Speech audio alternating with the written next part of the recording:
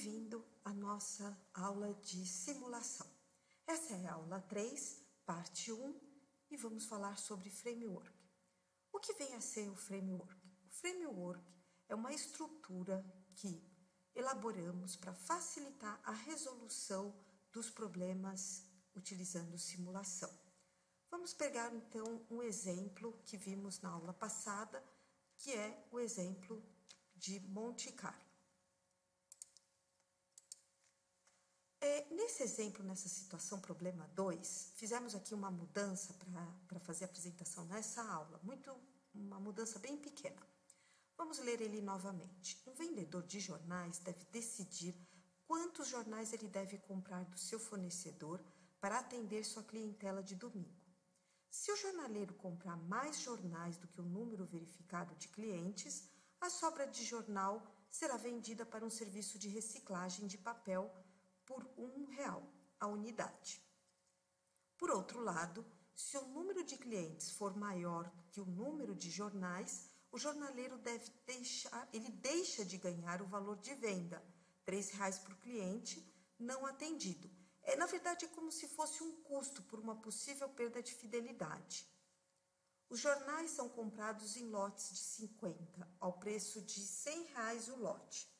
Vamos considerar uma pequena modificação no problema do jornaleiro. Se vocês lembrarem e olharem lá na aula 2, nós tínhamos um quadro com essa distribuição de probabilidade, que poderiam ser vários valores possíveis e algumas probabilidades. Aqui nós vamos simplificar. Nós vamos colocar aqui, a partir da sua experiência vendendo jornais, o jornaleiro sabe que o número de clientes que aparecerem em um domingo é um valor entre 100 e 20, distribuídos uniformemente. Para resolver a simulação, nós temos alguns passos. Por exemplo, qual é o problema que se pretende resolver?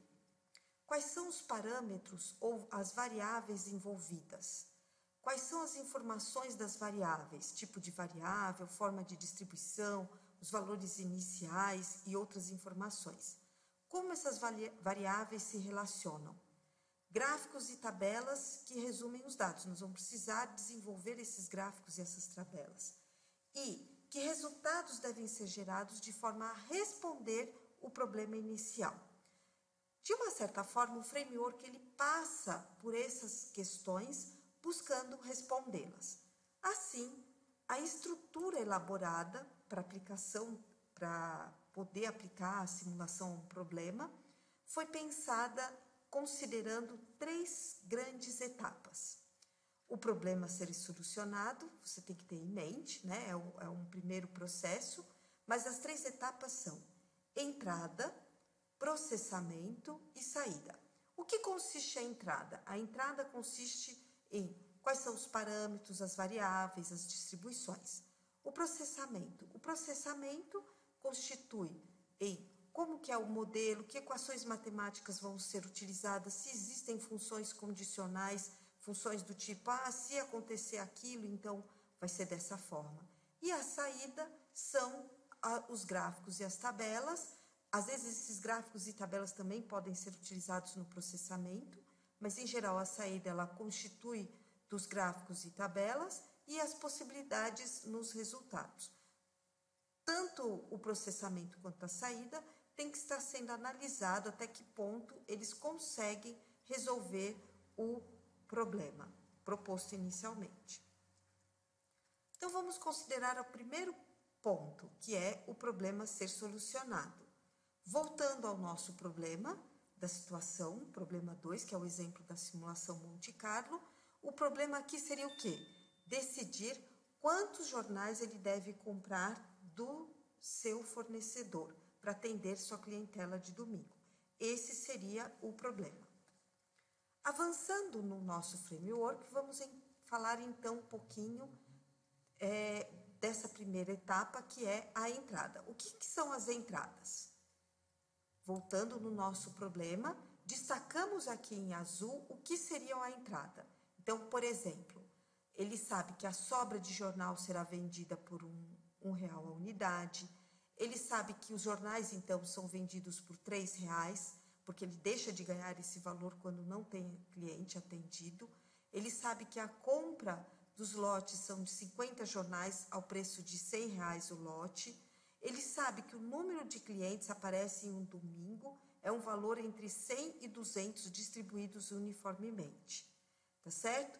Então, em resumo, o framework entrada, o que ele tem o seguinte aspecto: o que será considerado para ser feita a simulação são os valores constantes e as definições das variáveis. Então, em relação às variáveis, nós temos 3 perguntas que precisam ser respondidas. De que tipo são essas variáveis? Como vamos obter os valores das variáveis? Como vamos simular os valores possíveis para essas variáveis? Vamos explorar cada uma dessas questões agora. A primeira questão: de que tipo são as variáveis? Então, vamos relembrar algo que vocês já viram lá na estatística básica. O tipo de variável, relembrando primeiro o que é uma variável. Uma variável é a característica de interesse que é medida em cada elemento da amostra ou população, tá certo? São os valores que variam de elemento para elemento. As variáveis, elas podem ter valores numéricos ou não numéricos. Então, no caso aqui, o tipo de variável são basicamente 2 grandes grupos: qualitativo, que advém de uma qualidade ou característica do objeto em estudo, ou quantitativa, que advém de uma medida ou contagem, tá certo? Bom, as variáveis qualitativas, elas se subdividem em 2 outros grupos: as variáveis nominais, que é gênero, curso superior, cor de cabelo, são exemplos, ou seja, não existe ordenação entre as categorias. O máximo que eu posso fazer com uma variável desse tipo é dizer se elas são iguais ou são diferentes. Temos ainda as variáveis ordinal, por exemplo, grau de escolaridade, mês do ano, janeiro, fevereiro, que é uma ordem, estágio de algum tipo de doença, tá certo? Estágio inicial, estágio intermediário, estágio terminal. A escala de Likert, que é aquela escala de diferencial semântico, que a gente fala o seguinte: discordo totalmente, discordo, nem concordo, nem discordo, concordo, concordo totalmente. Isso é uma variável ordinal, uma variável que segue um processo de ordem. E as variáveis quantitativas, que advêm de uma medida ou contagem. Por exemplo, uma variável discreta, que tem número de filhos, número de clientes na fila do banco, quantidade de pessoas na fila, são números discretos, né? Então, eu não considero aqui os números fracionários ou qualquer outro tipo de número. E a variável quantitativa, contínua, por exemplo, peso, altura, um saldo devedor, saldo na conta corrente, temperatura, velocidade, entre outras variáveis. Então, vamos ver nossas variáveis, quais são os tipos que elas têm. Então, nós temos aqui a única variável que nós temos aqui nesse problema, única em termos, né? Porque as demais são calculadas em função delas. É o número de clientes que aparecem em um domingo, tá certo? Que é um valor que varia entre 100 e 200. Então, o quanto que vai ganhar, né? O quanto que vai vender, tudo isso está em função dessa variável que é número de clientes. Então, o próximo passo é como obter os valores das variáveis. De que forma a gente vai ter esses valores? Vamos explorar um pouquinho mais essa questão. Vejam que os possíveis valores de uma variável, em geral, eles advêm de uma distribuição de probabilidade.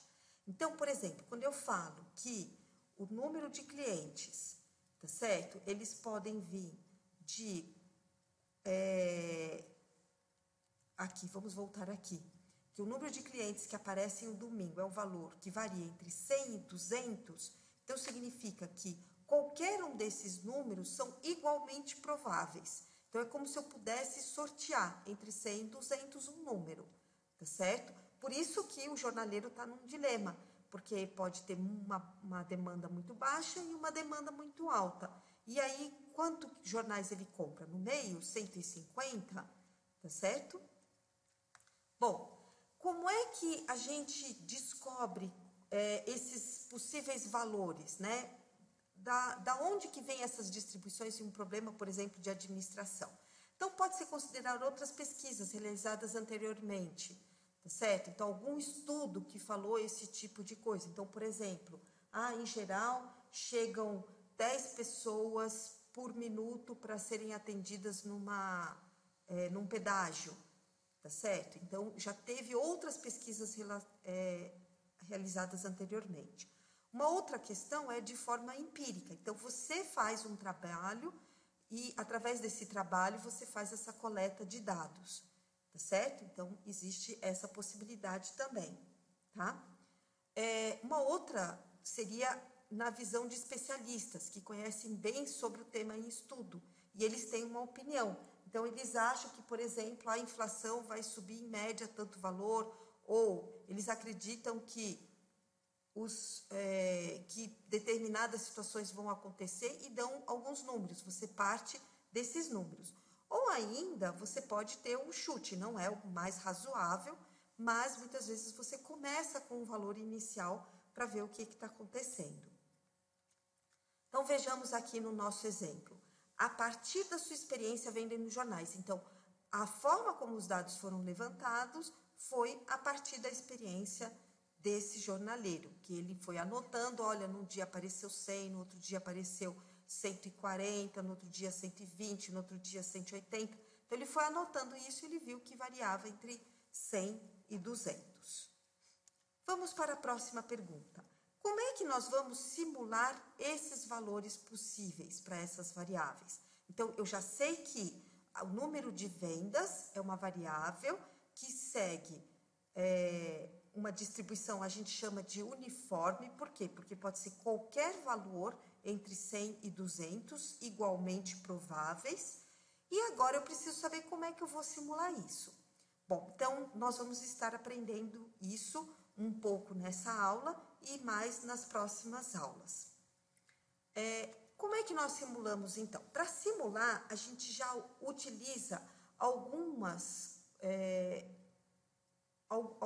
funções que existem tanto no Excel quanto em qualquer outro software que faz simulação.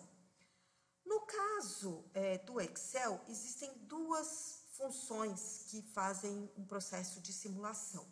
O aleatório e o aleatório entre, que nós já vamos trabalhar um pouquinho mais, que nós vamos ver um pouquinho mais sobre eles.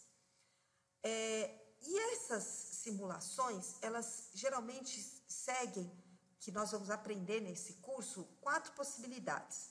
Quando é uma distribuição discreta uniforme, tá certo? Então, todos os valores têm a mesma probabilidade de ser sorteado. E nós temos o quê? Uma variável discreta. Por exemplo, essa do jornaleiro, de 100 a 200. É uma variável discreta com uma distribuição uniforme. Todos os valores são igualmente prováveis de serem sorteados. Podemos ter uma distribuição discreta, não sabemos se ela é uniforme ou não. Alguns números, algumas quantidades de jornais podem ser maiores do que outras quantidades de jornais, tá certo? Algumas demandas, que eu quero dizer, né? Algumas vendas podem acontecer mais vezes do que outras, ok? Essa situação pode ser visualizada aqui nesse quadro, que era o enunciado original do nosso problema. Qual que era esse enunciado? Que existia uma tabela, tá certo? Então, a partir de sua experiência vendendo jornais, o jornaleiro sabe que a distribuição do número de clientes que aparecem no domingo é uma distribuição discreta. Discreta no sentido de que não vai chegar meio cliente querendo meio jornal, ou um cliente querendo metade de um jornal. Não, sempre vão levar um jornal, por isso que é uma quantidade, né, um número inteiro. E pode ser representado pela seguinte tabela. Então, a probabilidade, podem aparecer 100, aqui, veja que nesse caso aqui está dizendo que não vai aparecer entre 100 e 150, ou aparece 100, ou 150, ou 200, ou 250, isso é uma aproximação que foi feita do problema para uma questão didática de explicação para vocês. Então, por exemplo, 100 tem 10% de chance, o 150, 25% de chance, 200, 35% de chance. tá certo? Então, poderia ter essa situação também. Mas, nesse caso específico, nós estamos considerando que ela pode ser uma distribuição, tá certo? Uniforme entre 100 e 200, tá ok? Então, como nós estávamos falando, como simular, nós temos 4 possibilidades, né? A distribuição discreta uniforme, que é essa que a gente vai comentar inicialmente. A distribuição discreta é quando os valores não necessariamente têm a mesma probabilidade, os valores possuem probabilidades diferentes de serem sorteados, tá certo? Mas sempre são números inteiros. A distribuição contínua uniforme, que é uma variável quantitativa contínua e possui probabilidades iguais. Geralmente usamos o histograma. Essa também nós vamos comentar nessa aula. E a distribuição normal, como mostra a figurinha aqui do lado, que é a distribuição normal. Então, para o exemplo especificamente, nós vamos trabalhar com a distribuição uniforme. Então, essas foram as perguntas iniciais que nós temos que responder na questão da entrada. Quais são as variáveis que nós vamos estar trabalhando, de que tipo que elas são? No caso aqui, a variável são as vendas. Como é que foram obtidos esses valores? Foram obtidos pela experiência do vendedor. E como é que nós vamos simular isso? Nós vamos considerar a simulação através de uma distribuição discreta uniforme. Qual que é essa vantagem dessa distribuição? Que podemos diretamente fazer isso no Excel. Então, vamos olhar aqui o Excel. No Excel, nós colocamos os dados. Então, qual a quantidade a ser comprada? Não sabemos, sabemos apenas que cada lote vem com 50 jornais. O preço desses lotes é de 100, então é como se cada jornal custasse R$2. A quantidade comprada são a quantidade de lotes, tá certo? Lembrar que os jornais são vendidos em lotes de 50. O valor da venda de cada jornal é de R$3. Se o jornal sobrar, não adianta, eu não vou conseguir vender amanhã, porque o jornal tem a notícia de hoje, tá certo? Então, se eu sobrar, eu vou conseguir vender por R$1 essa venda. A demanda mínima e a demanda máxima está entre 100 e 200. Então, como que a gente pode fazer esse tipo de situação? Por exemplo, usando essa função do Excel que se chama aleatório entre. Aleatório entre o mínimo e o máximo, ele vai dar um valor aqui, que foi o 125. Lembra que aqui nós temos a simulação para um dia. Se vamos simular, por exemplo, um segundo dia, tá certo? Um segundo dia, podemos arrastar essa função aqui. Mas ao arrastar essa função, nós temos que fixar, usando o F4, para considerar que é entre 100 e 200. Cada vez que damos o Enter, ele muda os valores, por isso que ele é um aleatório, ok? Então, ao responder essas 3 perguntas, podemos passar para a próxima etapa do framework. A próxima etapa do framework é a questão do processamento.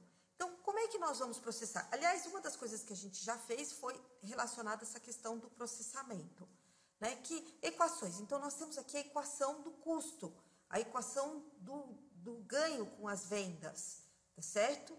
Além disso, nós temos as funções condicionais. Se a demanda for menor do que eu comprei, da quantidade que o jornaleiro comprou, e se a demanda for maior, o que vai acontecer? Então, essa fase do framework, ela vai trabalhar o quê? Ela vai fazer a revisão do modelo, ou inclusive o desenvolvimento dele, vai buscar quais são as equações matemáticas necessárias, quais são as funções condicionais apresentadas para o problema, tá certo? Simulação de cenários, modificando alguns parâmetros de entrada, o que vai acontecer, vai analisar esses resultados. Onde é que está no nosso problema essas questões relacionadas ao processamento? Elas estão aqui, destacadas em roxo. se o jornaleiro comprar mais jornais do que o número verificado de clientes, a sobra de jornal será vendida para um serviço de reciclagem de papel por R$ 1 a unidade. Se o número de clientes for maior que o número de jornais, ou seja, tem clientes que vão ficar lá que não vão achar o jornal, e aí o que vai acontecer, tá certo? Ele vai ter um custo por uma possível perda de fidelidade, tá certo? Tá? Bom, então, podemos olhar aqui no nosso exemplo como ficam essas equações. Então, o que seria essa parte do framework? A parte de processamento do framework. Então, já vimos como podemos calcular várias demandas. Suponha que nós queremos fazer isso para, por exemplo, 100 dias, tá certo? Então, podemos usar isso para 100 dias. Quero preencher aqui de 1 a 100. Posso ficar arrastando, tá certo? Os números até 100, ou posso usar essa função que se chama preencher série. Nessa preencher série, eu vou preencher uma coluna, o incremento vai ser de 1 em 1, tá certo? 1, 2, 3, 4, 5, e o limite vai ser até, por exemplo, 100. Automaticamente, ele já fez isso e foi até o 100, tá certo? E essa demanda, ela também pode ser, ela já está aqui fixa, né? Vamos lembrar que temos que fixar, tá certo? F4, ela faz esse papel, e simplesmente clicar aqui, nós vamos ter até 100 possíveis demandas que aconteceram. Aí eu posso começar a fazer o processamento. Então, será que sobrou? Será que sim? Será que não? É por aqui que nós vamos ver. Então, aqui teve uma função. Comparou B12 com B3 vezes D4. Por que B3 vezes B4? Porque o B3 é a quantidade de lotes comprado. E o D4 é a quantidade de jornais que vem no lote. Lembrando novamente que se vamos arrastar, precisamos fixar essas células, tá certo? Se a demanda for menor do que eu comprei, a resposta vai ser sim, sobrou. Se a demanda for maior, a resposta vai ser não, não sobrou, pelo contrário, faltou, tá certo? Então, novamente, clicando aqui do lado, ele automaticamente é arrastado e faz as devidas comparações, ok? Em continuidade, também vamos calcular o valor recebido. Qual é o valor recebido? Bom, o valor recebido vai depender da resposta, se sobrou ou não, tá certo? De acordo com o que aconteceu, se sobrou ou não, nós vamos ter uma situação. Por isso é importante, antes de colocar a fórmula no Excel, fazermos um modelinho, fazemos um desenho desse modelo. Por isso, então, antes de irmos para o Excel, a gente pode construir as equações do processamento. Então, no caso, nós temos duas situações. A demanda pode ser menor que a quantidade comprada de jornal, ou seja, sobrou jornal, ou a demanda pode ser maior que a quantidade comprada de jornal, ou seja, faltou jornal. Quando a demanda é menor que a quantidade comprada, então vai sobrar, tá certo? Então, como vai ficar os cálculos? Eu vou ganhar em cima só do que foi vendido. Lembrando que esse D aqui é calculado com o aleatório entre. Então, eu vou ter o preço de venda vezes a quantidade demandada, que foi a quantidade verdadeira vendida, menos o número de lotes e o preço por cada lote, porque eu não compro os jornais separadamente, não é preço por jornal, é preço por lote. Foram comprados 3 lotes e cada lote vem 50 jornais. E o preço de sobra, que era R$1, dessa diferença, que é a quantidade que sobrou, quanto que eu comprei a mais do que foi de fato demandado. Por outro lado, se a demanda for maior que a quantidade comprada de jornal, ou seja, faltou jornal, o que nós vamos ter? na verdade, o ganho vai ser em cima do número de lotes vezes o número de jornal por lote, porque eu vendi tudo e vai ter o preço de venda. E vou subtrair o número de lotes vezes o preço por lote, tá certo? Que isso foi o que eu tive que pagar para comprar aqueles jornais. Só que, além disso, a gente colocou aqui no problema, né? Isso foi uma colocação desse problema para dar algumas coisinhas interessantes, que você vai perder, como se tivesse uma multa, você vai perder a fidelidade do seu cliente. Então, colocamos aqui como se fosse R$3 pela diferença entre a demanda, o que ficou faltando, menos o que tinha sido comprado. É lógico que se eu tivesse que comprar mais, então eu ia ter que pagar um pouco a mais. Então, a gente pode melhorar um pouco essa equação, mas agora a gente colocou dessa forma mais simples para ficar claro o processamento da simulação. Esse slide aqui mostra os valores sendo substituídos na primeira equação. O preço, conforme enunciado, são 3. A demanda é usada como um aleatório entre o máximo e o mínimo, o 100 e o 200. O número de lotes é a decisão. É o número de lotes que você colocou lá, que foi decidido, que está lá naquela formulazinha do Excel, que a gente já vai para lá. O preço por lote são R$100. O preço da sobra, se sobra eu consigo vender, mas vendo por R$1, um pouco menor do que o valor que eu comprei. O C é o número de... Vamos colocar aqui um pouquinho para cá. O C vai ser o número de lotes vezes a quantidade do lote, ou seja, o 3 vezes o 50, e o D é o valor que foi gerado anteriormente, tá certo? A mesma coisa para outra equação, tá certo?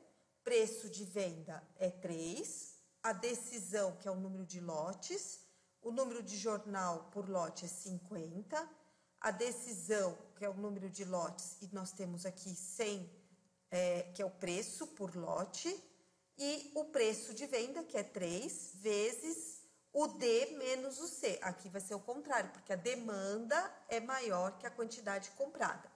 Vamos ver lá no Excel como ficou isso.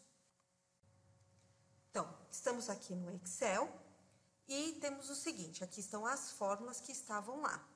Então, o valor recebido vai ser o preço de venda, que está aqui, é o valor da venda, vezes o D, que é a demanda, menos o número de lotes, vezes o preço de lote, mais o preço da sobra, vezes essa diferença, que é o que sobrou, que foi o que foi comprado, 3 vezes os lotes, que é 50, menos a demanda que está aqui. Mas observe que essa função, ela tem um condicional, tá certo? Então, qual é esse condicional? Se essa célula aqui for igual assim, tá certo? Então, significa que sobrou jornal. Então, nós vamos fazer conforme o cálculo de cima. Então, vamos lá. Preço-venda é esse daqui. Vezes, observe que a necessidade de fixar esse preço da venda, tá certo? Então, vamos lá. Preço da venda, esse daqui, fixa ele, vezes o D, que é a demanda, tá certo? Menos o número de lotes, que são 3, fixa ele, vezes o preço por lote, fixa também, porque ele vai ser igual para todos os outros. Vezes o número de o preço do lote. Temos que fixar ele também. Mais o quê? O preço da sobra, que é esse daqui, fixa também, vezes a diferença entre o quê? A quantidade comprada, que foram 3 lotes, fixa, vezes quanto que tem em cada lote, fixa também, tá certo? Isso menos o quê? Isso menos a demanda, tá certo? Que é o D. Agora, fechamos o parênteses desse produto, tá certo? Porque o outro parênteses é Então, se o valor verdadeiro for isso, vai acontecer isso. Agora, se o valor for falso, vamos fazer a equação aqui também. Preço de venda, esse valor aqui, fixa, vezes o número de lotes, que é esse valor aqui, vezes o número de jornal por lote, que é esse valor aqui. Lembrando que esse aqui tem que ser fixado e esse daqui também tem que ser fixado. Menos o número de lotes vezes o preço por lote. Menos a multa que ele vai pagar, que é o preço de venda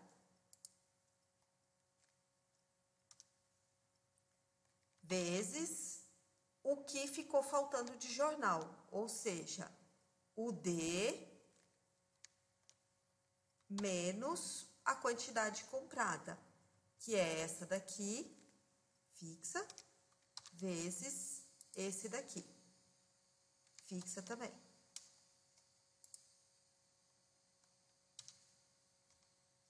Lembrando que é necessário fechar o parênteses, tá certo? Então, nós temos aqui os valores dos cálculos. Observe que toda vez que colocarmos calcular agora, tá certo? Ele vai atualizar esses dados. Toda vez que tivermos atualizar, ele vai atualizando e ele vai calculando, tá certo? Então, podemos colocar aqui, né, centralizar, e agora esse valor pode ser repetido até lá no final. Então, nós temos aqui uma distribuição de demanda dentro desse pressuposto, sabemos aqui se sobrou sim ou não, e o valor recebido. Um ponto importante aqui é o seguinte, observem que a demanda, ela é utilizada duas vezes na fórmula, uma vez aqui, outra vez aqui, e aqui também no outro lado. O que eu quero dizer é que eu não poderia escrever o aleatório entre aqui, em vez de ser calculado aqui fora, porque se eu escrevesse aqui, esse valor ia ser diferente desse valor, que ia ser diferente desse valor, e então isso ia ficar muito confuso, as fórmulas não iam conseguir fazer o cálculo correto. Por isso que geramos o aleatório fora da fórmula e depois utilizamos ele dentro da fórmula. Tá ok? Após o processamento, então, a última etapa é a saída, ou seja, os possíveis resultados. O que nós temos, o que podemos analisar desses dados? Então, nesse caso aqui, nós podemos, e se modificássemos a quantidade comprada, como que podemos fazer uma distribuição dos valores recebidos? Como podemos analisar o valor recebido de acordo com a quantidade comprada ou ainda, se conseguirmos mudar a quantidade de número de lotes? O processamento, ele faz todas as equações, as análises. E na parte da saída, ela vai analisar esses resultados, retornando ao problema a ser solucionado. O que eu quero enfatizar bastante é que, na simulação, a resposta, ou seja, a busca pela... Qual é a quantidade a ser comprada todo dia pelo jornaleiro? Essa possibilidade de quantidade faz parte da simulação. A gente coloca um valor inicial, uma ideia inicial do que poderia ser esse valor. E depois calcula o que estaria acontecendo. Então, por exemplo, se colocarmos 4, se forem 4 lotes comprados, vai sempre comprar jornal, tá certo? Percebem que praticamente nunca vai sobrar? Ah, mas pode mudar a demanda, de repente não é mais disso, esse processo. Então, tudo isso a gente pode estar analisando na saída. Então, o que a saída faz? Ela desenvolve gráficos ou tabelas com resumo dos dados e faz a identificação da solução e revisão dos resultados. Então, isso vai ser tema para as outras duas partes. Como é que a gente faz a questão das distribuições de frequência e como é que nós geramos esses valores aleatórios, apesar de que a gente já viu um pouco nessa aula aqui também.